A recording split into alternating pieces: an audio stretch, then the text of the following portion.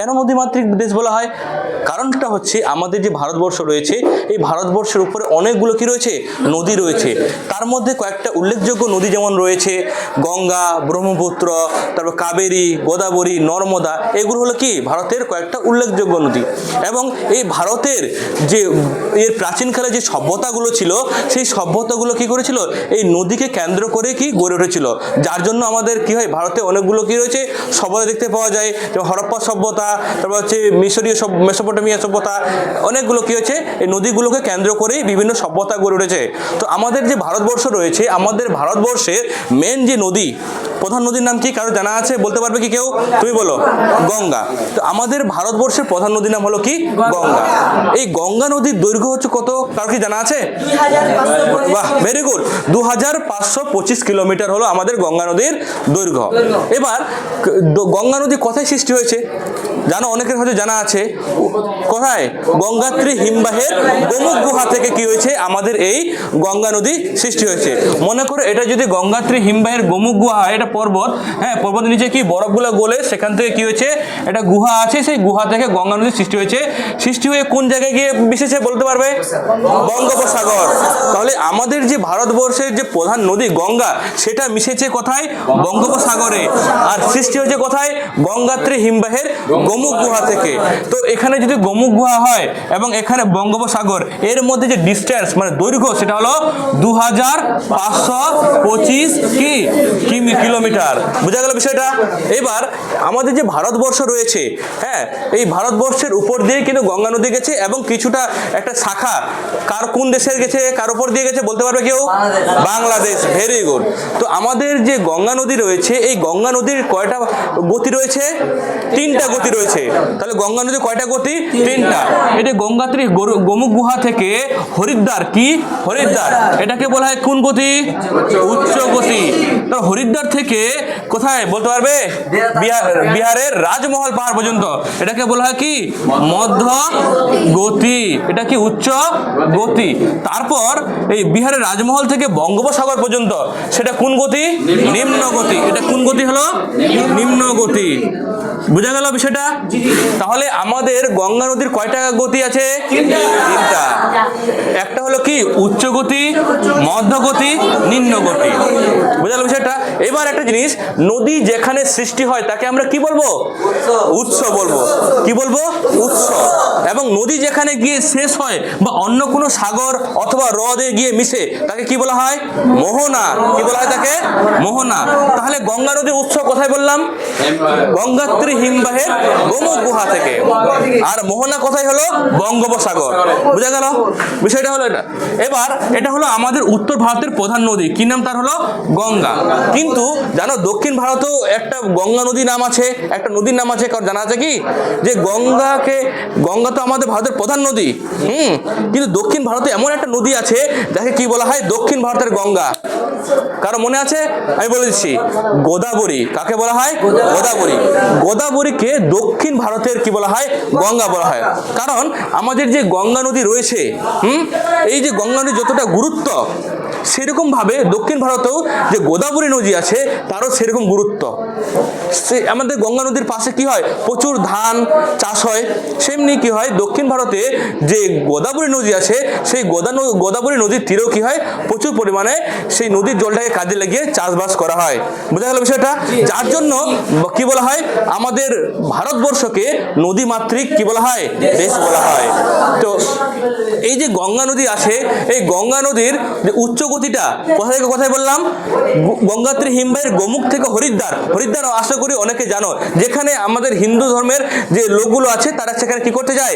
গঙ্গা স্নান করতে যায়। সেটা কোথায়? হরিদ্বার।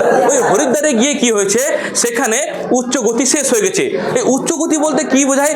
যেখানে নদীর যে জল আছে, সেখানে জলের স্রোতটা খুবই বেশি হয়, ওখানে মানুষ কি করে? যে নৌকা চলাচল করতে পারে না বা ওইখানে স্নান করতে পারে না উচ্চ গতিতে। যখন উচ্চ গতি শেষ, যখন মধ্য গতিতে নেমে আসলো, তখন কি করে সেইখানে গিয়ে তারা স্নান করে। তো মধ্যগতি মানে কি, জলের যে প্রবাহটা থাকবে সেটা মিডিয়াম হবে। কিরকম হবে? মিডিয়াম হবে। আর যেটা নিম্নগতি, আমাদের বিহারের রাজমহল থেকে কোথায় হলো? বঙ্গোপসাগর, সেখানে জলের স্রোতটা কি আস্তে আস্তে যায়, হ্যাঁ, সেটাকে বলা হয় নিম্নগতি। তাহলে ভারতের যে প্রধান নদী তার নাম কি? গঙ্গা। তাহলে গঙ্গা নদীর প্রধান উপনদী আছে জানো? উপনদীর নাম কি? গঙ্গার প্রধান উপনদীর নাম হলো যমুনা। এবার তোমাদের মনে আসতেই পারে যে স্যার উপনদী কাকে বলে? আমরা শুধু নদী জানি, উপনদী কাকে বলে?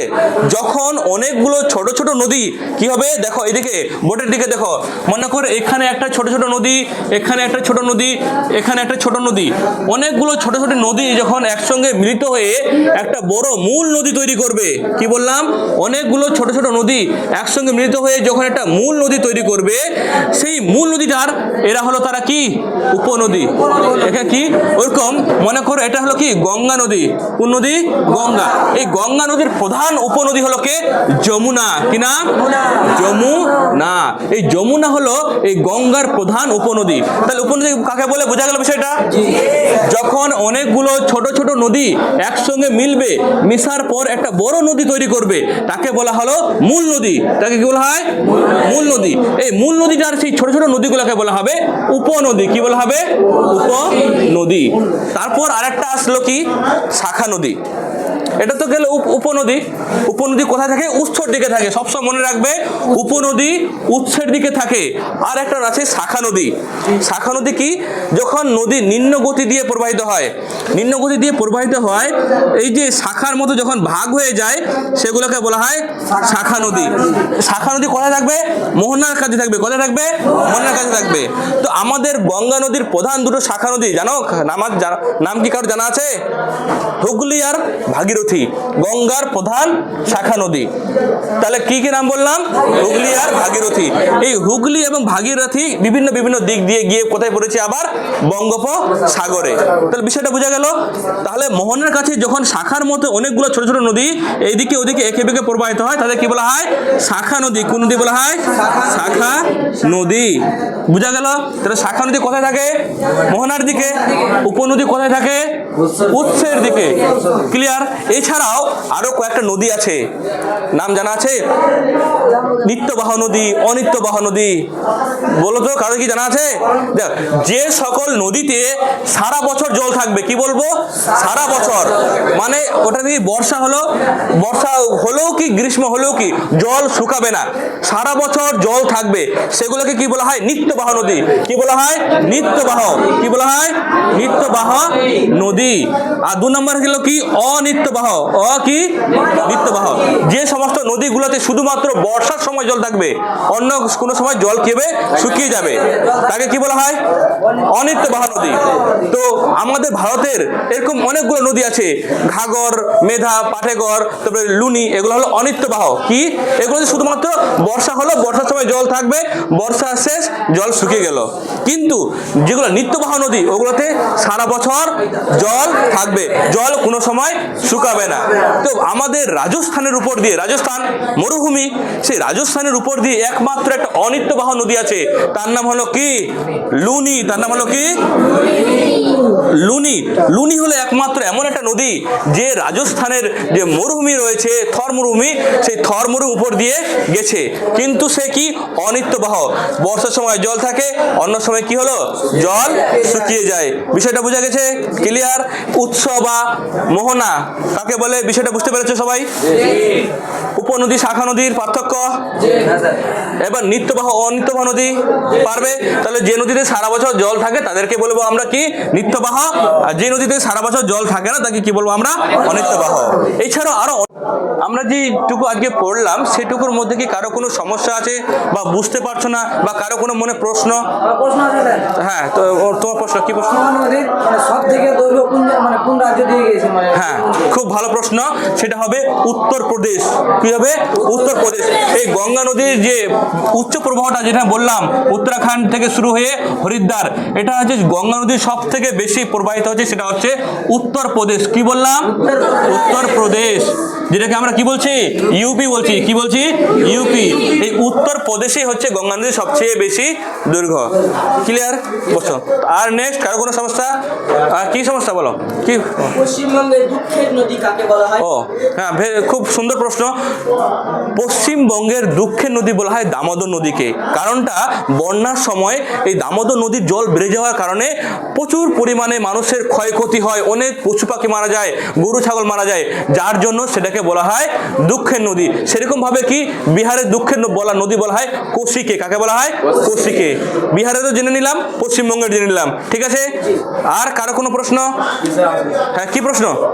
ভারতের গঙ্গা নদী কেন বলা হয়? ও, গঙ্গা নদী কেন বলা হয়? এটার একটা পৌরাণিক কাহিনী রয়েছে যে গঙ্গা নামে একটা পশু ছিল, সেই পশুটা জলের খোঁজে সন্ধানে যাচ্ছিল এবং জল পায়নি। সে এসে তখন এই যে জায়গাটাতে গঙ্গাত্রী হিমবের গোমুখ গুহা, সেখান থেকে সে জল পান করলো, তারপর সেখান থেকে তার নাম হলো কি গঙ্গা নদী। এটা একটা পৌরাণিক ঘটনা আছে। এটা মানে বলতে গেলে অনেক টাইম লাগবে, তো আজকে যেটুকু মানে বলাটা বলে দিলাম। বুঝতে পারলে যে একটা পশু ছিল, সেটা জলের সন্ধানে যাচ্ছিল, এখানে সে জল পেয়েছিল, তার নাম অনুসারে হয়ে গেল গঙ্গা নদী। নেক্সট বসো। তারপর কোনো সমস্যা? কারো কি কোনো প্রশ্ন আছে আর? হ্যাঁ গঙ্গা নদী কোন কোন রাজ্যের মধ্যে গিয়েছে?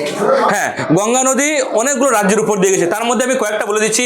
উত্তরপ্রদেশ গেছে, বিহার গেছে, পশ্চিমবঙ্গ গেছে, তারপর এদিকে তোমার হচ্ছে উত্তরাখণ্ড থেকে সৃষ্টি হয়েছে, তো ওখান থেকেও ধরতে পারবো। তাহলে বোঝা গেল। মেনলি কয়েকটা জিনিস বলে দিলাম।